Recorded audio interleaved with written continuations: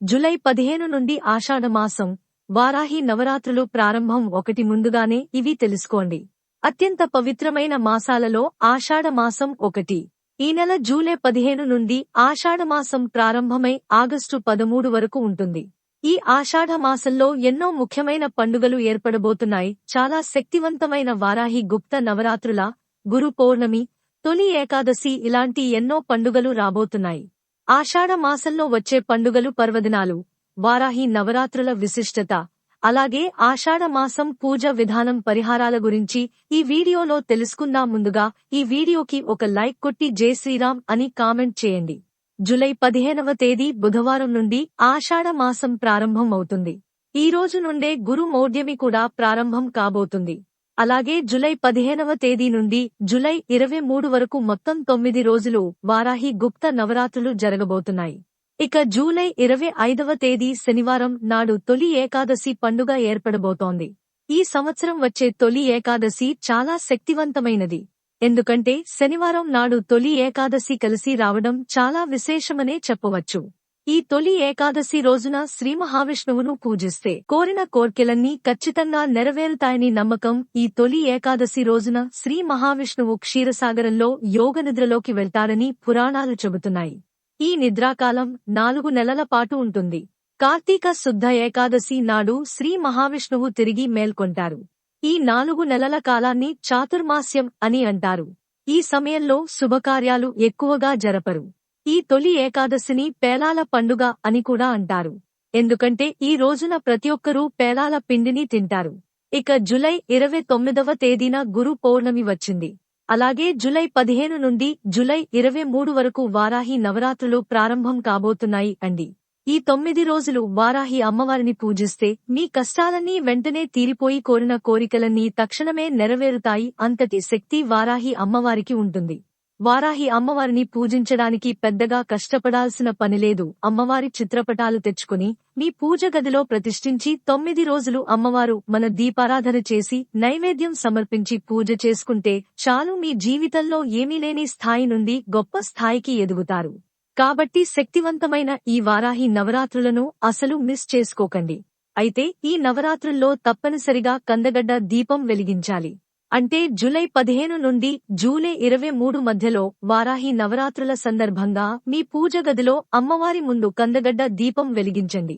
ఒక కందగడ్డను తీసుకుని పై భాగంలో చిన్న గుంట చేసి అందులో నువ్వుల నూనె పోసి వత్తులు వేసి దీపం వెలిగించండి. ఈ కందగడ్డ దీపానికి పసుపు రాసి కుంకుమ బొట్లు పెట్టాలి. దీపం వెలిగించిన తర్వాత ఓం వారాహి దేవతాయే నమో నమః అని మీ మనసులో జపించండి. ఈ దీపం కొండెక్కిన తర్వాత ఆ కందగడ్డను గోమాతకు తినిపించాలి. అలాగే ఈ ఆషాఢ మాసంలో చేసే పూజలకు, వ్రతాలకు చాలా శక్తి ఉంటుంది. కాబట్టి ఎవరైతే 7 శనివారాల వ్రతాన్ని చేయాలనుకుంటున్నారో ఈ ఆషాఢ మాసంలో సప్త శనివారాల వ్రతాన్ని ప్రారంభిస్తే ఇంకా మంచిది. ఈ ఆషాఢ మాసం పూజలకు, వ్రతాలకు చాలా శ్రేష్టమైనది. కానీ శుభకార్యాలు మాత్రం అస్సలు చేయకూడదు. ముఖ్యంగా వివాహాలు, నిశ్చితార్థ వేడుకలు, శంకుస్థాపన పనులు, గృహప్రవేశాలు చేయడం, కొత్త వాహనాలు కొనడం, కొత్త వ్యాపారాలు ప్రారంభించడం అస్సలు చేయకూడదు. ఇక ఈ ఆషాఢమాసంలో తప్పనిసరిగా ఇంట్లో ఉన్న ఆడపిల్లలందరూ గోరింటాకు పెట్టుకోవాలి. పెళ్లి కాని అమ్మాయిలు ఆషాఢంలో గోరింటాకు పెట్టుకుంటే మీ మనసులో అర్థం చేసుకునే వ్యక్తి మీకు భర్తగా వస్తాడని నమ్మకం. అలాగే పెళ్లైన ఆడవాళ్లు గోరింటాకు పెట్టుకుంటే దీర్ఘసుమంగళి వరిస్తుంది. ఇక సైన్స్ పరంగా చూసుకుంటే ఆషాఢ మాసంలో గోరింటాకు పెట్టుకుంటే శరీరంలో ఉన్న వేడి తగ్గిపోతుంది. అలాగే ఆడవారికి ఉన్న గర్భాశయ సమస్యలన్నీ తొలగిపోయి మంచి ఆరోగ్యం లభిస్తుంది. ఇక కొత్తగా పెళ్లైన జంటలు ఈ ఆషాఢంలో దూరంగా ఉండాలి. కాబట్టి ఈ ఆషాఢ మాసంలో కొత్త కోడల్ని తన పుట్టింటికి పంపించాలి. ఇక ఈ ఆషాఢ మాసం ఇంట్లో దీపారాధన చేసేటప్పుడు ఆవు నెయ్యితో మాత్రమే దీపారాధన చేయాలి. ఆషాఢంలో ఆవు నెయ్యితో దీపారాధన చేస్తే విపరీతమైన లక్ష్మీ కటాక్షం కలుగుతుంది. ఈ నెలలో విష్ణుమూర్తిని, లక్ష్మీదేవిని ఎక్కువగా పూజించాలి. అలాగే విష్ణు సహస్రనామాలు పాటించాలి. ఆషాఢమాసంలో వీలైనంత ఎక్కువగా పుణ్యక్షేత్రాలకు వెళ్ళండి.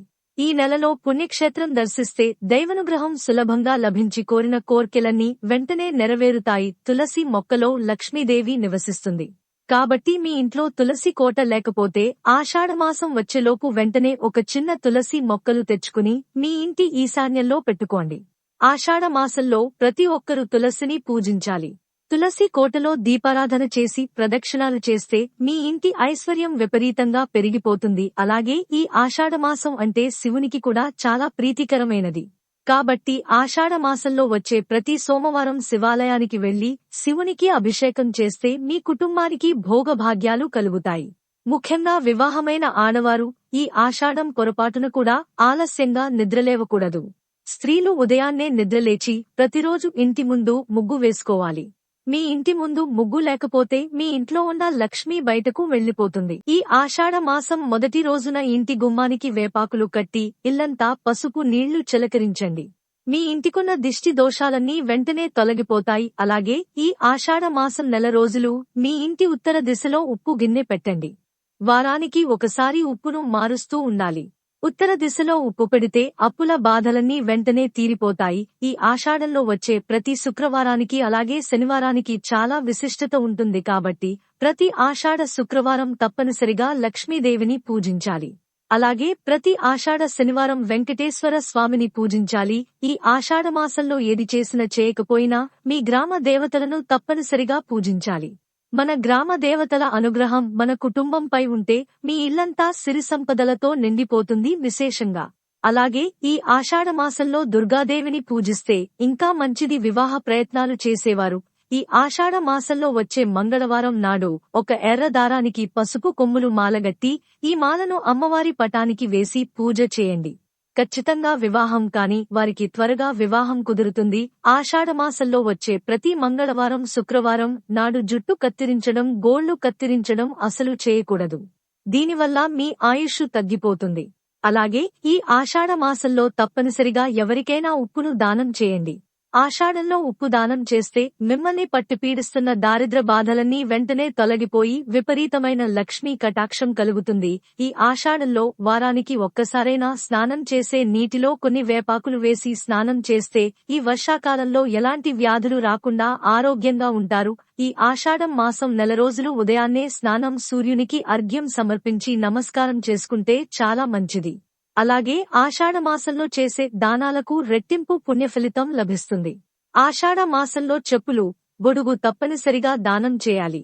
చెప్పులు దానం చేస్తే జాతకంలో ఉన్న శని దోషాలన్నీ తొలగిపోతాయి. అలాగే గొడుగు దానం చేస్తే మీరు అనుభవిస్తున్న కష్టాలన్నీ వెంటనే తొలగిపోతాయి. ఈ ఆషాఢమాసంలో వర్షాలు ఎక్కువగా కురుస్తాయి కాబట్టి అనారోగ్య సమస్యలు ఏర్పడే అవకాశం ఉంటుంది.